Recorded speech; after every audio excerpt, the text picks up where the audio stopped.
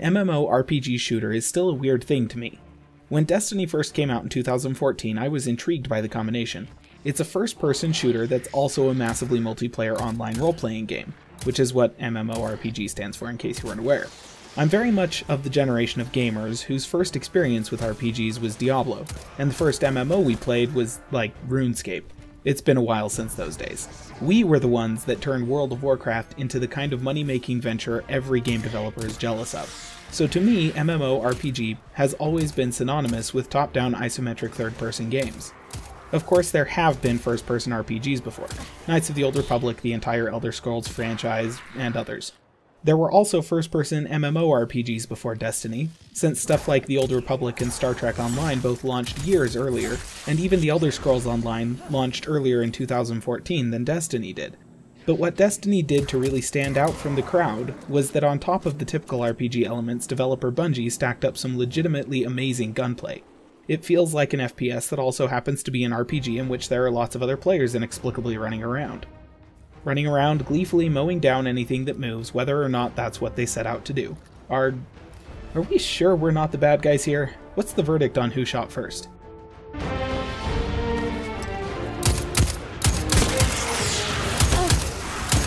Destiny 2, which released in fall of 2017, built on what made the original Destiny great. It was basically more of the same with specific improvements that were popular suggestions from the first game's player base.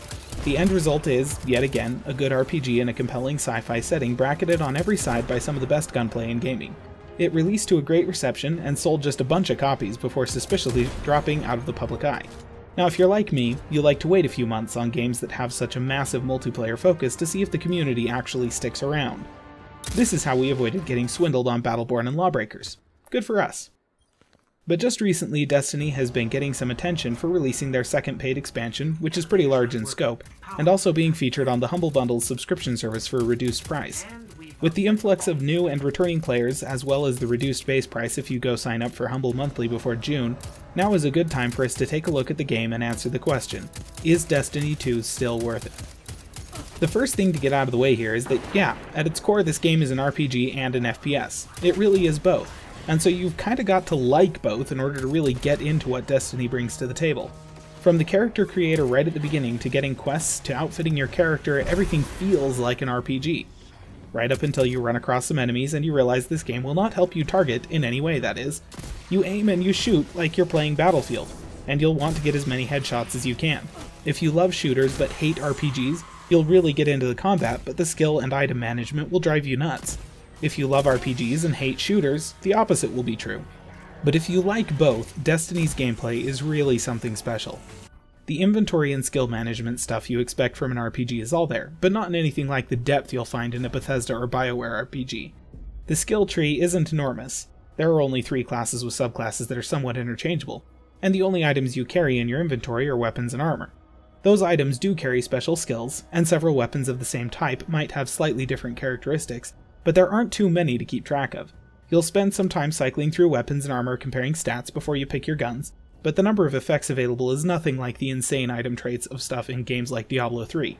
All taken together, it's a system that gives you lots of the control you expect in an RPG without being a slog for newcomers unfamiliar with the genre tropes.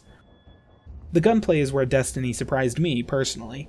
I went in expecting an RPG, but the initial setup for the game's story contains almost no RPG elements beyond the character creator. Instead, it slowly walks you through a conflict against gradually escalating enemies, giving you lots of chances to become familiar with the movement and shooting controls. It was a tutorial for a shooter, not an RPG. The RPG tutorial elements came later, but it's clear that Bungie comes to this franchise with a perspective that maybe shouldn't have surprised me from the developer behind the first 3 Halo games. Combat in Destiny 2 is excellent. Yes, you'll see numbers popping out of the enemies you shoot. That's standard RPG stuff, you're supposed to know how much damage you're hitting them for. What's unique here is that these numbers aren't determined by statistics coupled with randomized damage and saving rolls. I mean, in part they are, but there's also an element of aim involved. There's no locking on or slowed targeting. If you miss, you miss. If you hit a headshot, you do critical damage. It's the kind of predictability that you really need in a shooter, the understanding that every bullet is going to do roughly what you expect it to do. Beyond that, the weapons feel satisfying. Even the squishy guns spew death downrange with a rapidity the chunky guns can't match, and landing shots with the heavy weapons, shots that cut away a crazy amount of hit points on your tankier targets, is fantastic. Some of you may have realized by now that I'm not describing anything new. Almost every good thing I've said about Destiny 2 so far is also true of, say, Borderlands 2. Lightweight RPG elements that are handled well combined with FPS gameplay that is incredibly satisfying. And you're right! For those of you who haven't played the Borderlands games, this review thus far is a pretty good primer on the mechanics Borderlands does well. So Destiny 2 is a good game. Feels good to play, scratches itches for multiple genres, and keeps each aspect of the game approachable for players who aren't familiar with it. It's very well done, a testament to Bungie's game design. But none of that fully answers the question we came here to answer. Is Destiny 2 still worth it? Because worth in a massively multiplayer online game isn't determined entirely by the game's mechanics. In large part, it's determined by how active the player base is. There are missions in the game's story campaign that you'll play solo or cooperatively with members of a party. They're set up for new areas of the game world mostly, and they're pretty short. The rest of the goings-on occur in what could be considered a public area, where the game intends you to run across other Guardians doing Guardian things, maybe running the same objectives as you, maybe chasing something totally different. So are there enough players still on the servers to make that world feel populated? Yes, usually.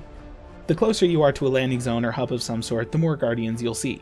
Right now a lot of them seem like returning players who bought the second expansion. The lower level missions will also see a lot of what I'm guessing are new players who just got the game via the Humble monthly subscription.